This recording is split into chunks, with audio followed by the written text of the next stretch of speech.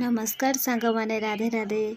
सकाळु सकाळु नित्यकाम सारी मु आसी जाइथिली ठाकुर पूजा करने को। ठाकुर पूजा कर सारी मु बाहर जाइथिली ऑफिस जेहेतु लेट होउतला फटाफट काम सारी मु बाहर जाइथिली ऑफिस को। जीवा बाटरे मोर देखाला गोटे ऑफिस रा सांग। आमे दुई सांग ही ऑफिस जीवा बाटरे पड़ेला गोटे जोग पार्क। जदि किए जोग शिखा चाहूँगी opening time 5:30 AM to 7 AM आसिकी शिखिपारे।